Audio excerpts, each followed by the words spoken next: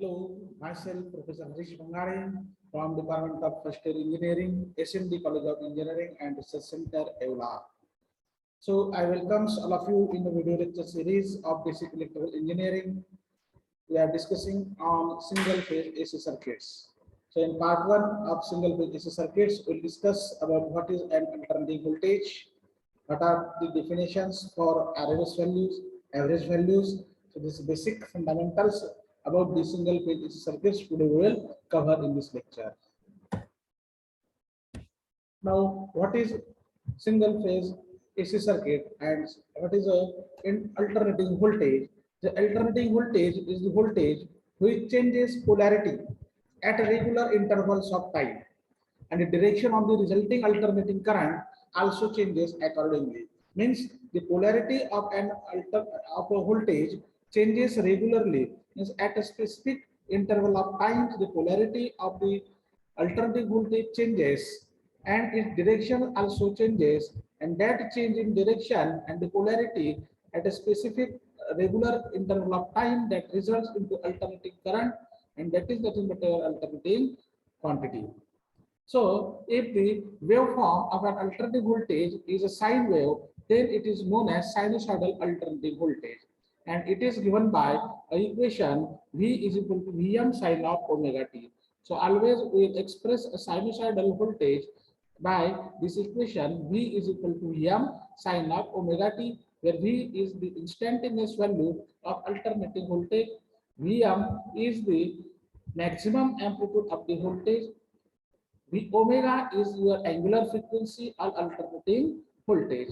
Now, when sinusoidal alternating voltage is applied to a closed circuit, the resulting current also is sinusoidal in nature.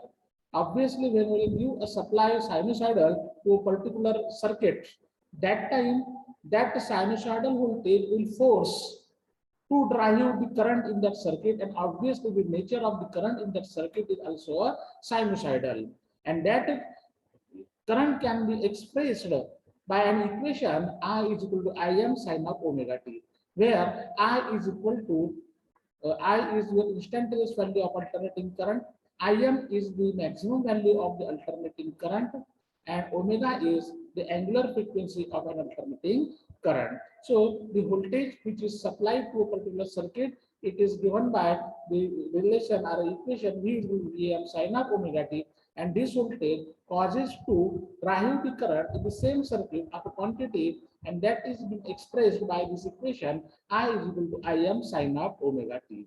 And here we have to see that the phase of voltage applied is the same as that of the current, resulting current in the same circuit. Means voltage and current are in the phase that we have to see now.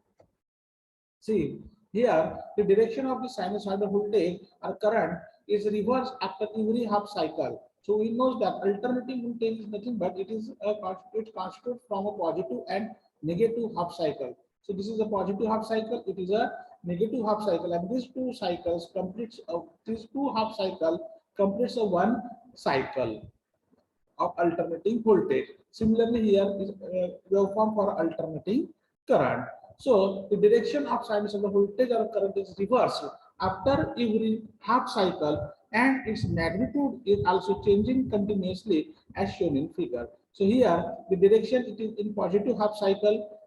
Okay, so it is from 0 axis, the angle 0 to pi, that is 180 degree. Again from 180 degree to 2 pi is 360 degree, right? So it is from 0 to pi it is positive half cycle, from pi to 2 pi it is negative half cycle. So directions are opposite, and also the magnitude of this V and I current are also varies with respect to time. Okay, and whatever the magnitudes in the positive half cycle, the same magnitude but with a negative sign, that is exactly opposite, that will be appear in a negative half cycle for both voltage and current.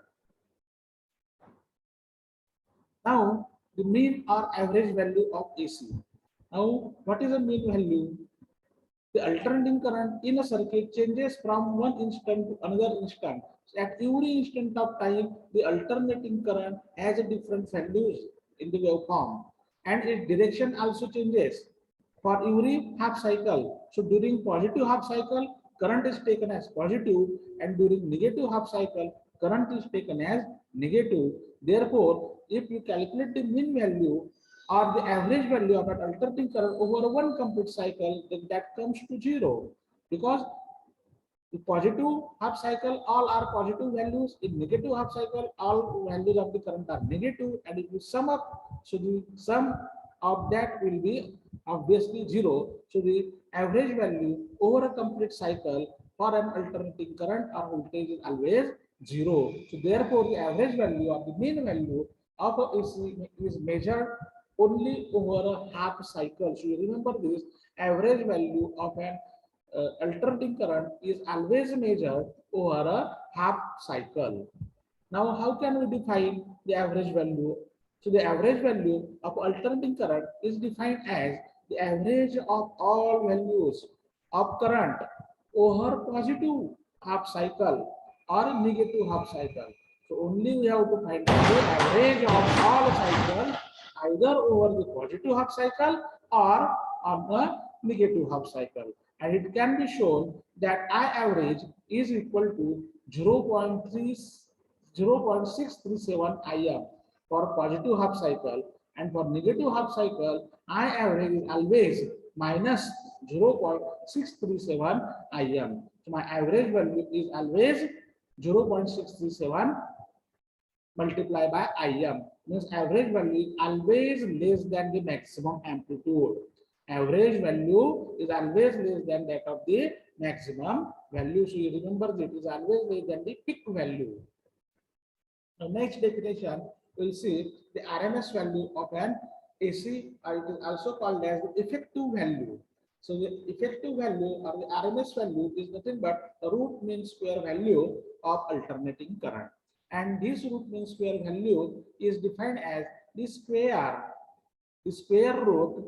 It is defined as the square root of the mean value of the squares of all currents over one cycle. So you remember, it is, what is it? It is the RMS or the RMS value of an alternating current is always the square root of squares of, it is the square root of the mean values of the squares of all currents over one complete cycle. And it can be expressed as IRMS is square root of I1 square plus I2 square plus dash IN square upon N. And if it is a voltage, then it will be VRMS is equal to under root of V1 square plus V2 square plus dash N square upon N. So it is also can be defined as, average value also can be defined as that value of the steady current DC, which when passes through a resistor for a given time will generate the same amount of heat as generated by an alternating current when passed through the same resistor for the same time. Means the heat produced, what is average value, what is RMS value or effective value? It is nothing but the heat produced. It can be, means we can, in other words, we can compare DC current and AC current. So when I allowed a DC current to flow through a resistor for a certain specified time, then whatever the heat generated by the DC current is the same as that of generated by the AC current when it will flow through the same resistor for the same time. And that is nothing but we are at effective value or the RMS value. Okay.